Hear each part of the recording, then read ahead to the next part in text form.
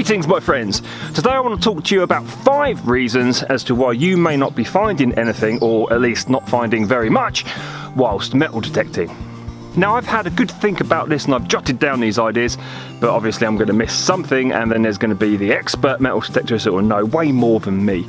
So if anybody knows anything that I've missed here, please put it in the comments below. Let's call this a community, and then that way we can help out the beginner metal detectorists who are coming up and need our wisdom to lean on. But anyway, without further ado, 5 reasons as to why you're not finding anything whilst metal detecting.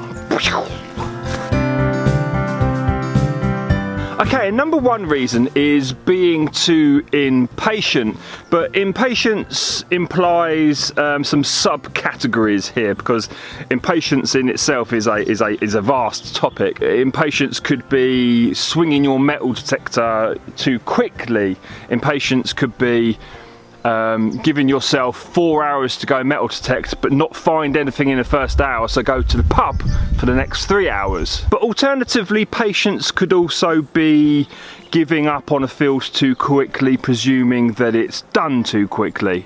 And for this particular subcategory, if you will, I want to give you a visual representation of what I mean. I want you to consider this, right? This is for the people that think that fields are done to death, or they've done that field, or etc, etc. We're going to take this pound coin here, a reasonably sized coin. Right, now a few factors here. Number 1, it's flat. You know, it could be like that, harder for your detector to see at an angle, harder, or it could be a few inches down, it could be a lot of inches down. Every year the plough will bring up new items, relics and coins, okay? I just want to give you a visual representation of this coin. So, sitting there, right, let's get the drone in the air. Now, think of the size of your metal detector's coil, yeah? And then think of the size of you. As we go higher and higher, it quickly becomes apparent that that coin is literally like looking for a needle in a haystack.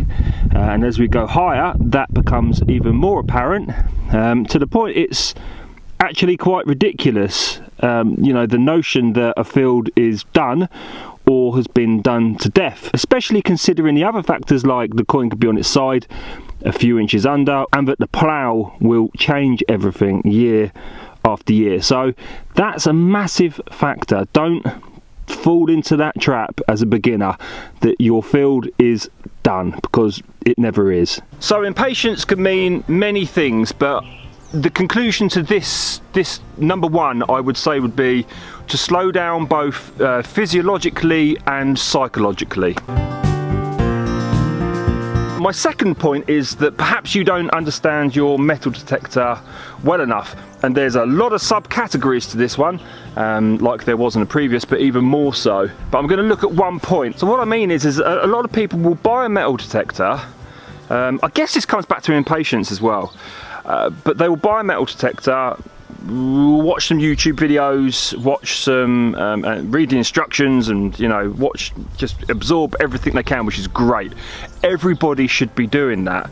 But then they presume then they know everything about the metal detector. But you know, the real litmus test, if you will, the real knowledge and the learning is being out on the field, hour after hour, week after week, month after month, year after year. That's where you really learn about your detector, how it functions, and what it's telling you. And the problem is that beginners, they presume that they understand everything via the instructions. They go out, they don't find anything, and they become really despondent and disappointed, and that's how many people give up on the hobby. The real learning and the real kind of knuckling down, if you will, is just being out there. You know, being out there in all weathers, all situations, creating a relationship with your metal detector, if you will. But there's a lot more to this particular subject that comes with time, but I think that'll do for now. Third point is you've got bad technique.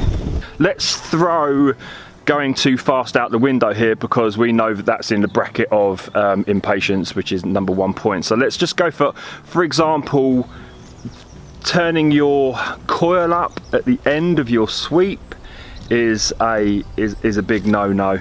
Of course, being too high off the ground, you're going to be losing a hell of a lot of depth there. A good solid, slow, consistent technique is best. We live in a time where we're lucky that our metal detectors, especially things like the Equinox, respond really quickly. Yeah, they've got really good, like, fast response time. And a lot of people's argument is, well, you don't need to go so slow and have such good technique because they kind of take that burden, and I don't believe that. I think even though these metal detectors are great and are getting quicker and quicker, I think we still need to take care of slowing down as much as we can and just having a nice, consistent, purposeful technique is something you can only deal with yourself psychologically when you're out in the field. Millions of people can tell you, but fundamentally you're the only person that can do that. So it's a good idea just to check in with yourself every now and again and remind yourself, am I sweeping slowly, am I coming up in the edges, things like that. Right, point number 4. Are we on number yeah. This, I'm going to move to a completely different place now. I'm going to move to a place where it's hard to know if it's your technique or if you're impatient or anything, and it comes down to the fact that you could just have bad land. How would you know that the other factors, you've got bad technique? I know it's the the puzzle which is metal detecting. You might just have bad land. That being, there aren't many items for you to find on that land. Now, bad land also comes down to location. For example, if you're metal detecting in the middle of a desert in California, you're less likely to find something of historical interest than somebody that's metal detecting a Viking battle site in Germany, for example. You have to take that into account when you're beginning to metal detect. Research is really handy in this instance. Being able to find out what has happened on the land that you're metal detecting is quite important, and that is psychologically demeaning. It can really pull it out of you. It really can. It can be exhausting, both for your body and your brain. You can think to yourself, what the hell am I doing out here? I could be doing other things. Why do other people find so much stuff and why do I not? Should I just give this up and take up curling? No. You gotta just stay strong. You might just have bad land, and it happens to the best of us. It happens to everybody that's been detecting for ages, come across bad land. And it's important not to question yourself so much as to the things that I've previously mentioned, and just be as consistent as possible. Don't give up. Just don't give up.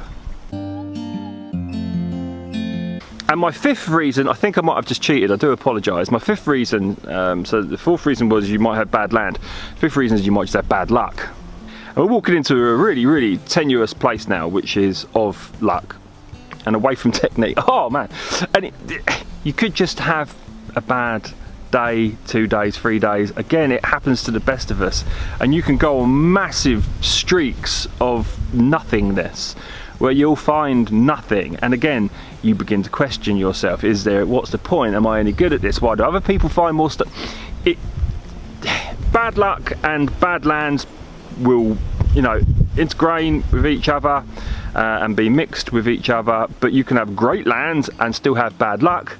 And you can have really bad luck, you can have really bad land and have really good luck. It depends where you walk. Once statistically everything is out of the way concerning how good your metal detector is, how good your technique is, and all of the other variables and factors, you push them to one side, let's stick them in a bucket, and then you have a secondary bucket right here, and that bucket is luck. And I would say, personally, that luck is probably about 80% of this game. Probably about 70%. I don't know. My point is, fundamentally, at its core, metal detecting is about luck. You have to walk over the object to be able to find it. It's as simple as that. And you could be going that way, and there's a horde there, and you just come to the right ever so slightly because I don't know why you just went that way and you missed that, and then you've got coins which are on their sides and upside down, and there's so many variables when it comes to lady luck, I'm afraid. And if you adhere to the other points that I've spoken about today, then your luck will up slightly. Yeah, it certainly will go down if you don't. But fundamentally, my friends, metal detecting is a game about fortune. Every time we pick up our metal detectors, we effectively roll the dice and play the cards. And that is what it all comes down to. But I think here my overall message is don't give up, stick with it. And I guarantee you, those finds will eventually come. So again, I'm really interested in your comments and your opinions and your input below. Just want to say thank you for watching this video. Please subscribe and we shall see you in the next one.